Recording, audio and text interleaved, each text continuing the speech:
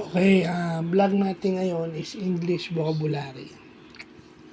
Kung ayaw natin gumamit ng pretentious o showy, pwede tayong gumamit ng word na ostentatious.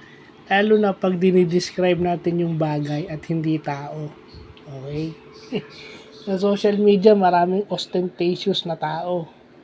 So, ang meaning doon ng ostentatious is pretentious at showy, yung bulgaran.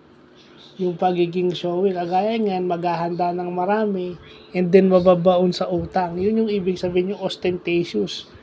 Na isa sa toxic trait nating mga Pilipino o mga Noipi o Pinoy. Yeah. So, yun lang. Butit Lunes na Lunes ay lumalawak yung English vocabulary natin. At least meron na tayong bago magagamit. Marami akong kakilala yung ostentatious na yan. Showy. Advocacy raw pero nagiging showy rin pala kung anong klase silang tao. So, yun lang pa.